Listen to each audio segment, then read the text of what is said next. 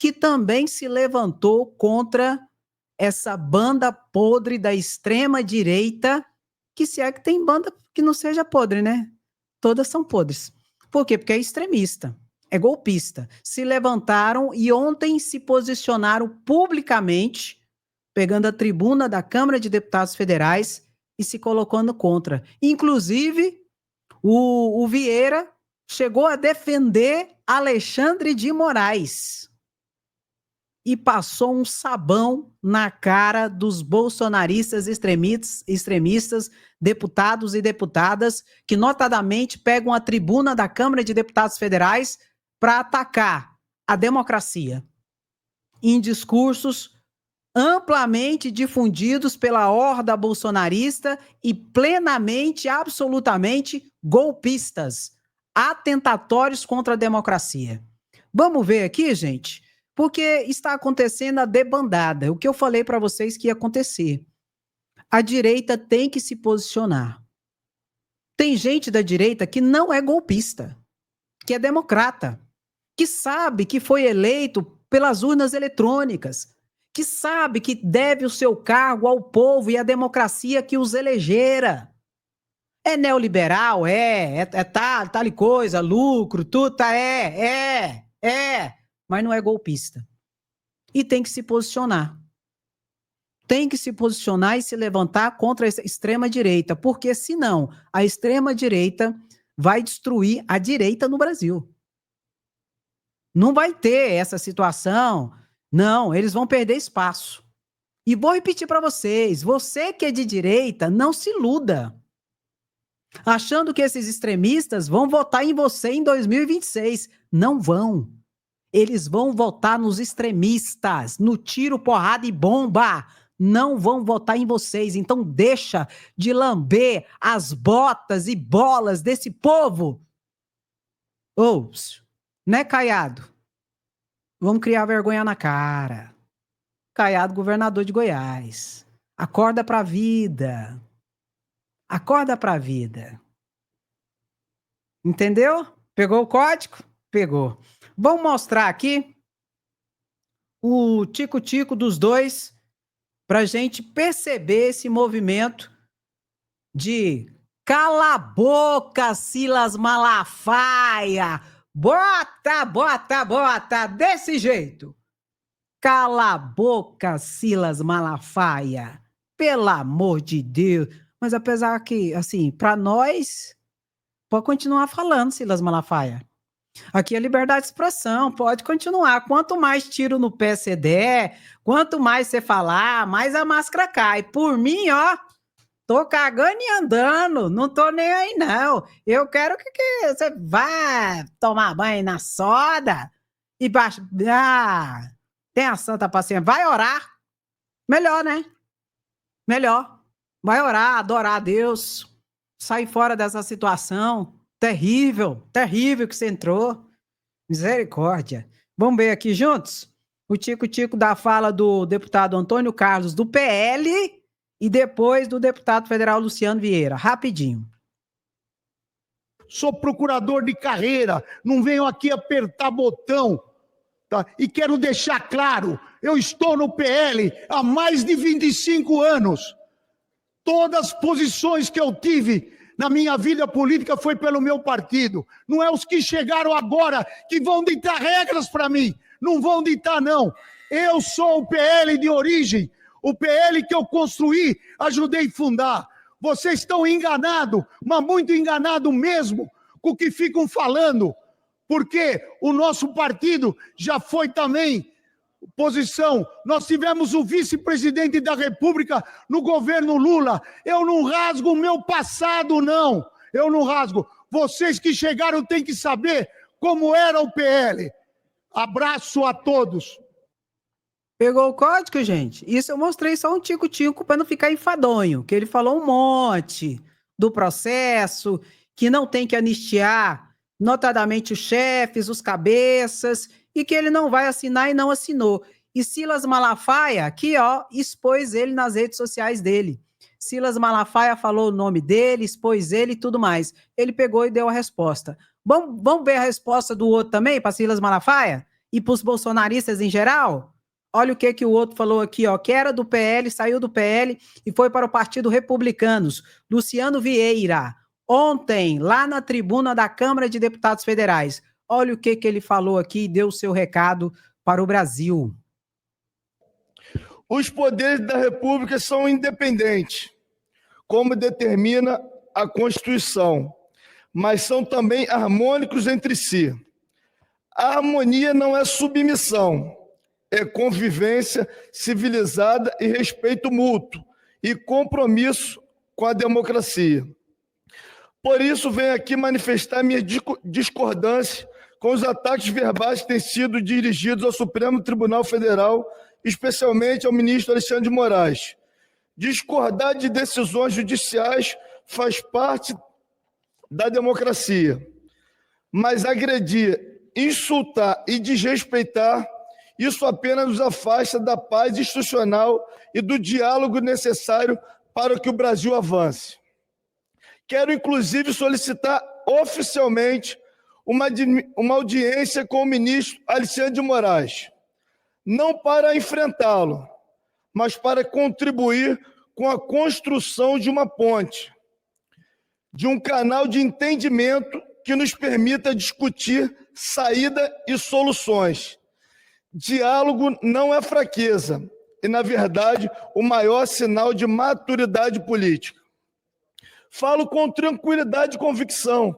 Fui candidato pelo Partido Liberal. Votei no ex-presidente Jair Bolsonaro. Mas não abro mão da responsabilidade que o mandato me confere de buscar consenso em nome da pacificação do país. O ministro Alexandre de Moraes é um jurista respeitado, mestre em direito, promotor de justiça, foi secretário de Estado do governo Geraldo Alckmin e ministro da Justiça do presidente Michel Temer. Todos nomes ligados à arte da construção política, ao entendimento institucional. Ele conhece a política, conhece os bastidores e, acima de tudo, conhece a importância da estabilidade democrática. Por isso quero aqui, diante desta casa, me colocar à disposição de Vossa Excelência, presidente Hugo Mota, para contribuir de forma direta e construtiva na criação de um espaço de diálogo que nos leva a uma saída institucional e serena para o desdobramento do 8 de janeiro. Tem uma saída para o 8 de janeiro. É a única que pode ser possível. É anistia, Andréa? Não é a anistia. É a prisão dos cabeças, Bolsonaro e os cabeças. Em relação a esses, não existe saída. Em relação aos cabeças, não existe saída nenhuma, a não ser a porta da cadeia da Papuda. Agora, para muitos, em relação a 8 de janeiro, pode existir uma saída, e que ela não virá de uma decisão do Congresso Nacional.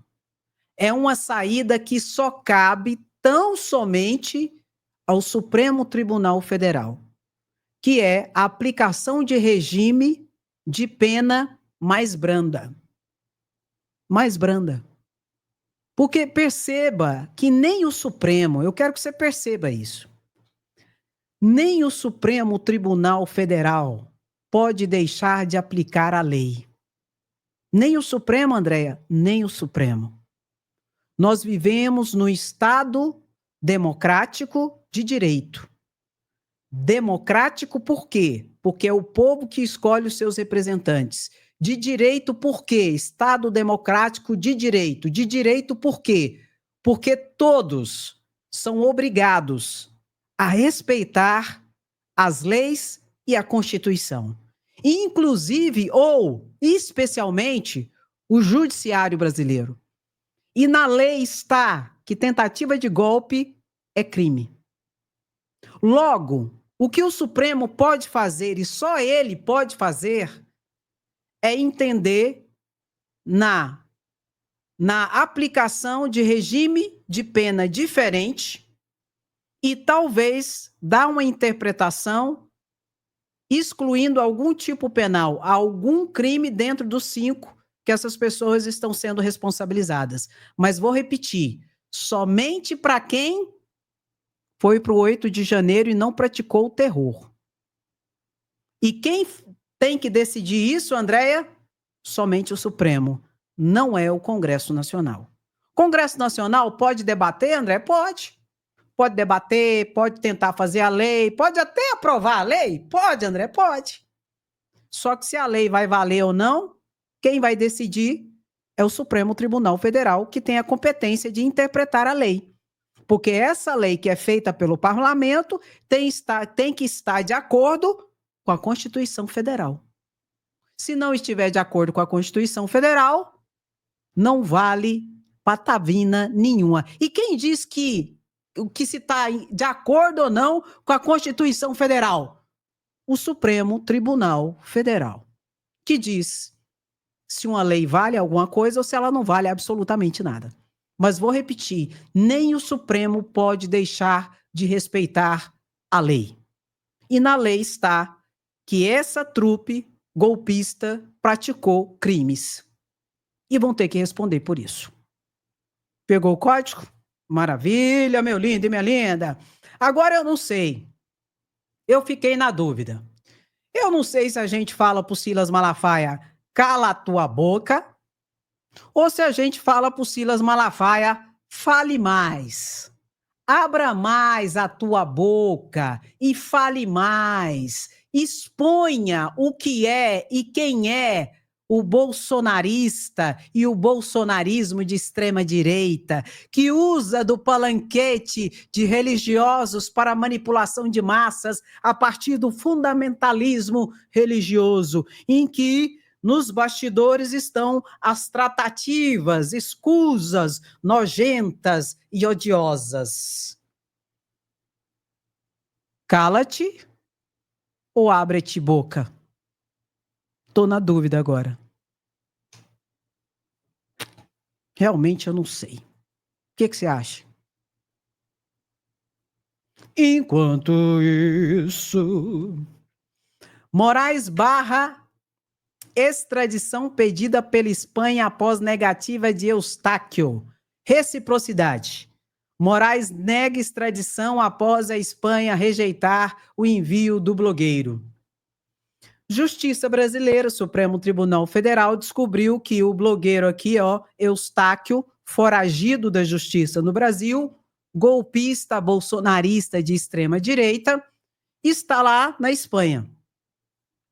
Alexandre de Moraes tem a ordem de prisão, pediu a extradição dele para as autoridades da Espanha, para extraditá-lo, expulsá-lo e entregá-lo aqui para a Polícia Federal. A Espanha diz que não. Diz que não viu motivos suficientes para extradição. Aí Alexandre de Moraes falou, então tá bom. Tem gente aqui que vocês pediram extradição também. Tem gente condenada ou que responde processo lá na Espanha que fugiu para o Brasil, inclusive de tráfico de drogas. E está foragido aqui no Brasil, inclusive está preso. Aí pediu a extradição desses espanhóis que aprontaram lá na Espanha e fugiram para o Brasil. O que Alexandre de Moraes fez? Não. Se você não observa o princípio da reciprocidade dos acordos internacionais que existem entre nós, eu também não vou liberar e extraditar quem vocês estão pedindo para eu extraditar. Pegou o código? É assim que funciona. E não vai extraditar. E mais do que isso, Moraes cobra explicações da Espanha após pedido de extradição ser negado. Moraes quer entender. Se vocês entendem que não é o suficiente, eu quero fundamentado. Por quê? O que vocês entendem que não é suficiente? O cara apronta, ameaça, faz o terror, ataca a democracia, faz tudo, ameaça a justiça, coação no curso do processo, um monte de coisa. Atentado de golpe de Estado. Vocês não acham suficiente, é isso? Então fundamenta a decisão. E tá certinho. Tá certinho. Alexandre de Moraes não tá errado, não. Eu só sei de uma coisa, que aqui no território nacional é sem anistia. Agora, Ontem, o deputado federal Ivan Valente alertou o Brasil sobre duas situações que estão ocorrendo no Brasil, que é a situação da perseguição política contra Glauber Braga e a situação da anistia, que estão tentando descer goela abaixo lá no Congresso Nacional, especialmente na Câmara de Deputados Federais, com as assinaturas dos deputados que já foi protocolizado o pedido de urgência do PL da anistia. Vamos ver aqui o alerta que ele faz? Vamos ver juntos. Senhor presidente, senhoras e senhores deputados, assumo essa tribuna hoje para dialogar de um lado e de outra, dizer à sociedade brasileira que se mobilize. O que está acontecendo no Congresso Nacional, entende, é uma excrescência, mas são duas. A primeira é que nós levamos 21 anos para arrancar uma ditadura de lá. Tinha tortura, assassinato, desaparecimento, censura, fim da liberdade total. Eu militei nessa área 10 anos na cadeia, na tortura e na clandestinidade. Eu sei o que é ditadura. Agora, o que aconteceu no Brasil, no período anterior, no ex-deputado e ex-presidente Bolsonaro, é outra coisa. Ele queria fechar o Congresso, o Supremo Tribunal Federal, e mais do que isso, ele defendeu a ditadura e a tortura a vida toda. Então, anistiar aqueles que quebraram a praça dos três poderes, mas pior ainda, que aqueles tinham kid pretos e tinham pessoas que não saíram para passear de casa. Eles vieram para quebrar, era a festa da selva. Então, vejam vocês, isso já é grave. O mais grave é que o chefe, a articulação de todo esse processo foi feita pelo ex-presidente Bolsonaro. E os generais que o acompanharam, Braga Neto, Heleno, Paulo Sérgio, Garnier, almirantes, alta oficialidade nunca foi punida nesse país. Deixar essa impunidade é esperar um novo golpe de Estado. A impunidade é a pior coisa. Os torturadores nunca foram, de fato, punidos no nosso Brasil. O único país do Cone Sul que não puniu torturadores. Essa é a primeira questão. Nós não podemos, não acredito que mais da metade da casa quer votar anistia para o golpe de Estado. E quando eles foram eleitos pelo povo, eles estavam na democracia, eles estão votando contra a democracia. E a outra coisa, eu quero falar sobre o deputado Glauber Braga, do PSOL. O que houve lá é que um provocador fascista, entende, entra nessa casa, provoca um parlamentar que tem uma reação intempestiva. Nós tivemos aqui de tudo, presidente, tudo. Gente que matou gente. Pegue toda a lista dos últimos caçados dessa casa, ou é por corrupção, ou é por assassinato político. Teve gente que andou com uma pistola atrás de um cidadão um dia antes das eleições. Ele andou 300 metros atrás do cidadão. Não foi nem para o Conselho de Ética, já está cassada no Supremo Tribunal Federal, entende? E já perdeu o mandato pelo TRE de São Paulo, entende? Um outro xingou contra uma ministra de Estado, contra o presidente Hugo Mota e o presidente Alcolumbre. Fez ilações. Deputado Gaia, ele precisa ser cassado. Ele não tem limite. Eu poderia citar aqui 100 casos. Eu fui do Conselho de Ética anos a fio, pelo PSOL, aqui nessa casa. E digo a vocês o seguinte, a perseguição ao deputado Glauber Braga, ela é feita através não só do ódio que se cria na casa, mas porque ele incomodou demais o imperador dessa casa, chamado Arthur Lira, o que centralizou o poder, as emendas parlamentares, mas não só, mudou o regimento dessa casa, entende? E acabou com a democracia da casa, auxiliado pela pandemia, entende? Então, ele é o articulador de todo esse processo. Reivindico ao deputado presidente Hugo Mota, que tem uma história pela frente. Nesse momento, caçar um parlamentar, um mandato popular, porque teve uma rusga, é absurda, é absurda. E mobilizar líderes para isso é crime. Os líderes desta casa que liberaram os seus parlamentares para simplesmente caçar o Glauber Braga e votar no projeto de anistia insano, preciso botar a mão na consciência. O povo lá fora está vendo. A casa precisa se respeitar para ser respeitada.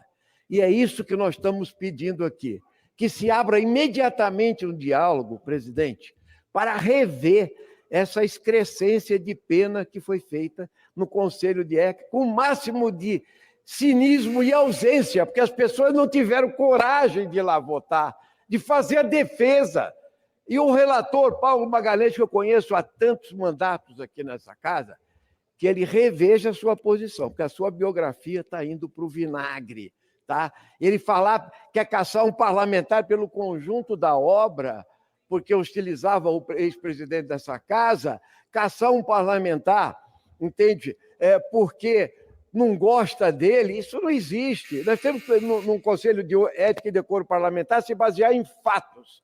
Por isso, o Glauber Braga está em greve de fome, já vai para 7 dias. Eu fiz 2 greves de fome no DPPS, no Rio de Janeiro, na cadeia de Bangu, de 7 e 10 dias, por liberdade, por não voltar para a tortura. Eu sei o que é fazer greve de fome, entende? As pessoas podem resistir, podem não resistir, pode ter qualquer acidente de percurso. Quem vai se responsabilizar por isso são os dirigentes da casa, são os líderes, a quem eu peço que, nesse momento, esqueçam as divergências. Os que assinaram a anistia, retirem os seus nomes, porque isso é caçar o seu próprio mandato. Quem apoia golpe de Estado, ostensivamente, quer anistiar criminosos, principalmente os altos dirigentes, porque a proposta de anistia do PL é para anistiar os grandes, não só os pequenos, os peixes pequenos. Por isso, presidente, agradecendo a sua tolerância para um assunto tão sério, eu queria dizer o seguinte: essa casa para discutir, não finge que não está acontecendo nada, está acontecendo coisa muito grave para a democracia brasileira. O deputado Glauber Braga já está há 7 dias em greve de fome e, se pular os feriados, ele vai para 14 dias. E isso não é brincadeira, né? Só na Irlanda morreram gente para se libertar da Inglaterra. 37 dias de greve de fome. Nós não vamos permitir isso. Não vamos permitir, porque isso é um atentado à democracia brasileira. E eu estou para dizer isso aqui com a autoridade de quem lutou pela democracia brasileira. Se tem eleições hoje, é porque alguém lutou pela liberdade e pela democracia no nosso país. O deputado Glauber Braga é um deputado combativo, coerente. Você não tem nada a falar com ele sobre maracutaias, corrupção, nada disso. Ele apenas defende o republicanismo nessa casa e a democracia brasileira. Por isso, quero mandar meu abraço solidário. Estive com ele agora e digo: Glauber, fica. Aqueles que querem caçá-lo estão caçando a democracia brasileira. Vamos abrir negociações imediatamente. Muito obrigado, presidente. E é interessante, né, gente? Os mesmos que querem caçar Glauber Braga é os mesmos que querem a anistia. São 2 golpes que se conectam. Existe uma ponte de ligação entre os 2 golpes. Primeiro golpe, querer dar anistia, é um golpe. Porque a anistia, na verdade, é para Bolsonaro. Mostrei para vocês a lei, o que está escrito na live de 8h30 hoje, e que, além de anistiar, vai restaurar a elegibilidade de Bolsonaro. E que Arthur Lira, inclusive, disse que será um prazer, uma honra, ser vice, junto com Bolsonaro, em 2026, a presidência da República. Então, nesse golpe aqui, você já coloca aí, ó, sem anistia. Eu peguei o código. Se você não pegou, veja a live de 8h30. Não vou voltar para não ficar enfadonho. E o outro golpe é contra Glauber Braga. Que engraçado que se levantou contra as emendas do orçamento secreto, em que tem como um dos suspeitos principais exatamente Arthur Lira. Olha a conexão e a ponte. Nesse caso aqui, você já coloca Glauber fica.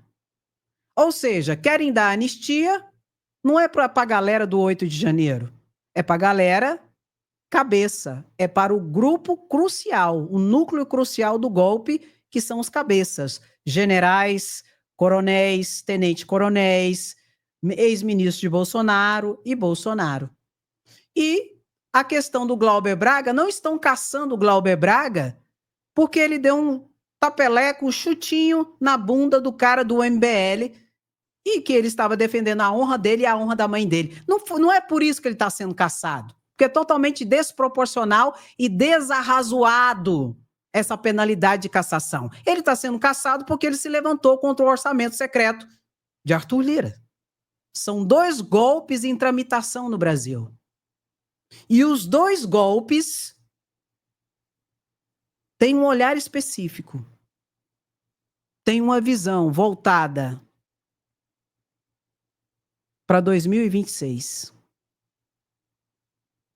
Na consecução do golpe de 2026, só é possível se eles conseguirem concretizar notadamente o golpe 1, que é o golpe da anistia.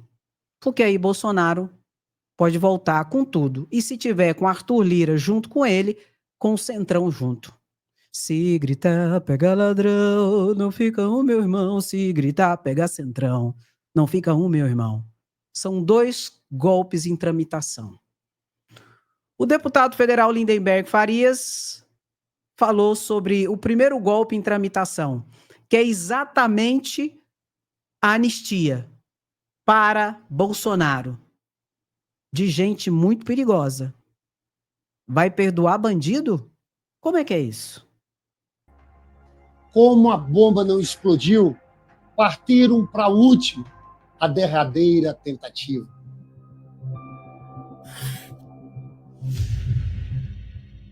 Planejaram e organizaram minuciosamente o dia 8 de janeiro. Não foi um passeio de parque. Todos sabiam. Eles tinham um objetivo. A partir daquele 8 de janeiro, da depredação, com a conivência da Polícia Militar do Distrito Federal, do ex-ministro da Justiça do Bolsonaro, Anderson Torres, que era secretário do Distrito Federal, eles planejaram tudo aquilo. No roteiro estava a depredação do Palácio do Planalto, do Poder Legislativo e do Supremo Tribunal Federal. Novamente o que eles queriam. Achavam que era a única saída. O presidente Lula ia decretar a garantia da lei e da ordem. O golpe não aconteceu por uma decisão do presidente Lula, contrariando todos os conselhos. Ele estava em Araraquara. Quem viveu aqueles momentos diz que a Janja teve um papel importante. Eles decidiram não chamar os militares para a cena principal. Decidiram não decretar uma GLO. Se a GLO fosse decretada, o Exército assumiria. Você sabe quem estava indicado para comandar o Batalhão de Operações Especiais sediado em Goiás, aquele dos kits pretos? Justamente o tenente-coronel Mauro Cid. Com certeza, eles tinham apoios. Quero dizer para vocês que no dia em que aconteceu tudo aquilo, 8 de janeiro, o interventor designado pelo presidente Lula, Ricardo Capelli, se dirige com a polícia militar para a frente do acampamento golpista. Sabe o que tinha lá? Tinha canhões do Exército voltados contra a tropa da polícia militar. O comandante do Exército era o general Arruda. Falaram para o Capelli, isso está claro em todos os depoimentos, que perguntaram para ele: você tem mais tropa do que eu? Tinha uma resistência, tinha um plano ali orquestrado. A sabedoria do presidente Lula nos livrou de uma página que podia ser uma página triste da história brasileira. Querem nos fazer acreditar que eram só pessoas de bem reivindicando, velhinhas com a Bíblia na mão, pichação com batom. Mas olha a gravidade de tudo isso. Era um plano violento de golpe do Estado, com bombas, assassinatos. O que está por trás dessa anistia é só uma coisa. Querem livrar a cara de Jair Bolsonaro e dos militares golpistas. Verdade seja dita, é isso que eles querem. E nós temos que ficarmos atentos ao que ocorre lá dentro do Congresso Nacional. Toca no like e bota. Sem anistia, queremos justiça, somos resistência. E aqui não, jacaré. E o gadinho que tá chorando aí na live, fala pra ele, pode chorar, vocês vão perder. Vocês vão perder, pode chorar, não tem problema não, pode continuar chorando. Meu querido, minha querida, muito obrigada pela sua presença, sapiência, resistência. Quem gosta, fica, curte, comenta e compartilha. Quem não gosta, Andréia, vá te lascar. Vai se lascar, tem problema não. Vai ficar chorando até quando? E tô nem aí. Como dizia minha avó, vai tomar banho na soda. E o que eu acho? Eu acho é pouco. Beijo no seu coração, até às 16h30. Se cuida e tamo junto sempre. Tchau, tchau.